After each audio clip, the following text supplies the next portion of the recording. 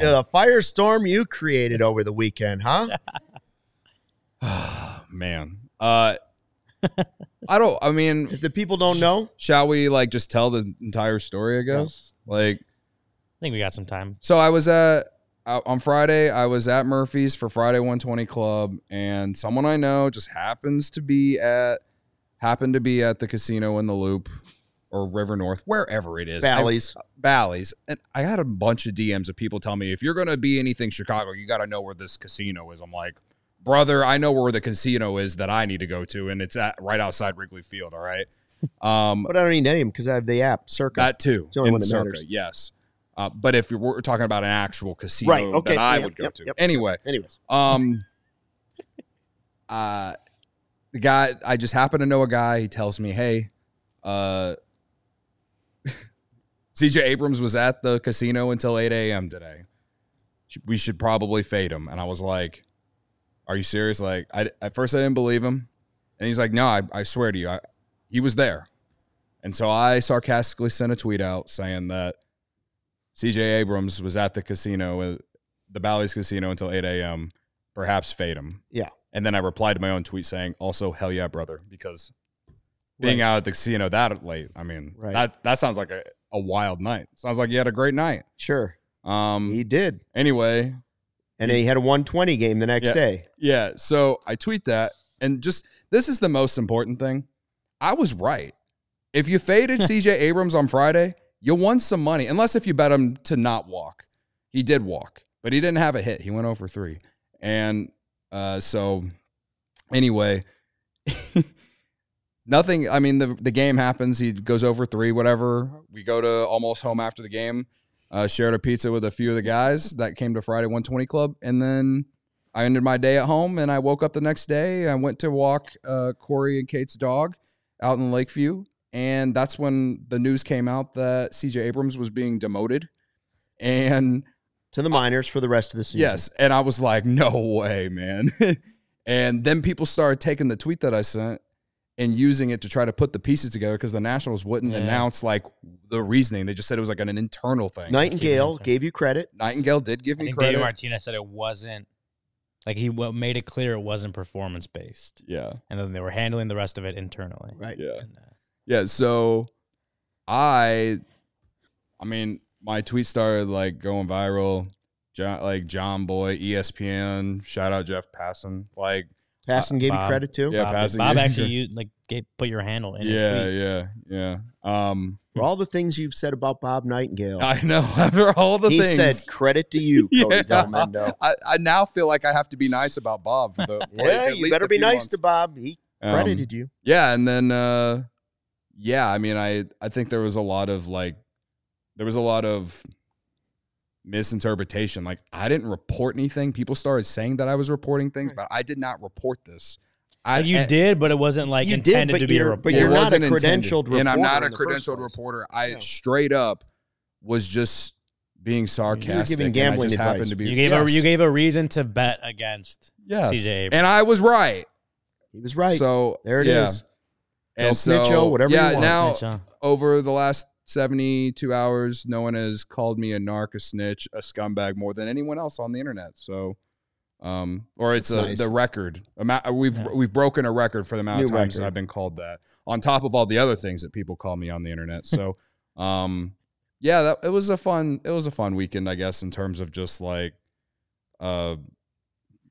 breaking the internet, I guess. But so, to close on the Abrams stuff, I just want to say that, like, again, it wasn't a report. It was just a sarcastic tweet that a lot of people started calling a report. Mm-hmm. That's the bottom line. Like, I'm not a journalist. So that's it. But you are a newsbreaker.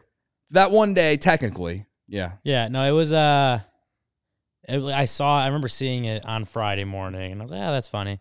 And just didn't think anything of it for the rest of the next 24 hours until, obviously, CJ Abrams gets optioned by the Nationals. And to me, that's like, that confirms the story. That's probably what it is, especially when Davey Martinez said that it wasn't a performance-based issue, and it was the way the Nationals handled it probably wasn't the best.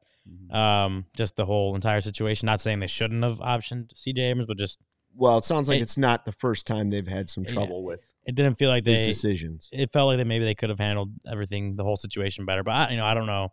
I'm not in privy to the inner workings of the Nationals organization. But to me, it's still like seeing Cody's name and Bob Nightingale's tweet and all this. Like this is very interesting to follow on Twitter all day Saturday. That's right. Yeah. And he's now in company with Wet Butt 23. Yep. Katy Perry's booty hole. Yep. Oh yeah. No, and it was really interesting. I do think our GM Jake is laughing in the background. No, I do think like as Cody said, like when reading the tweet, like it was clearly like one of Cody's like sarcastic, dumb tweets. Just being honest.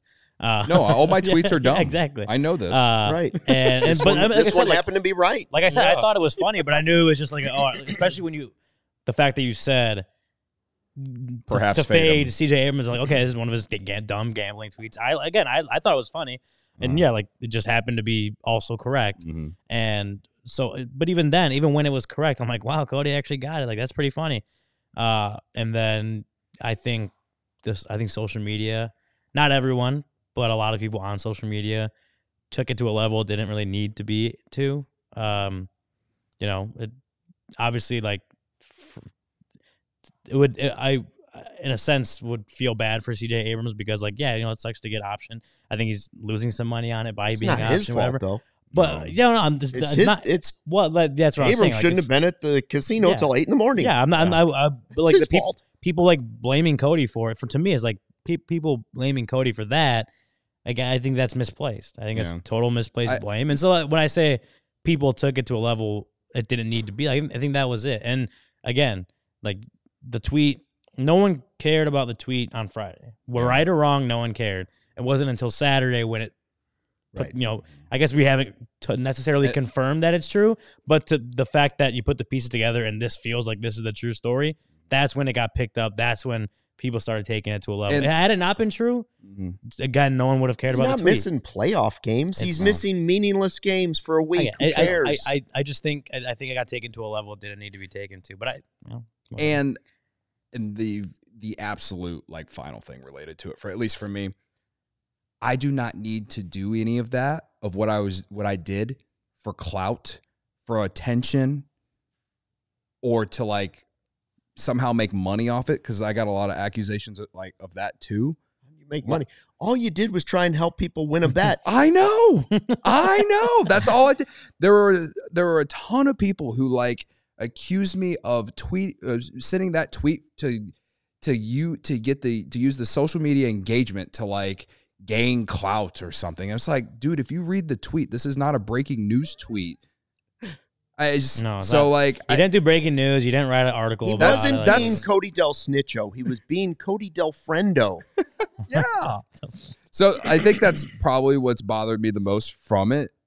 As much as like none of it really bothers me anymore, but like during. Like, it was fun for 2 hours to, like, crack jokes about being a breaking news reporter and giving Ryan shit in the Slack channel about being the first guy on our team to break some news. Like, it was all a joke, though. Like, I didn't mean anything by it. Like, it is what it is. So Snitch. I did not do any of it to, like... Crap. Snitch. Whatever, man.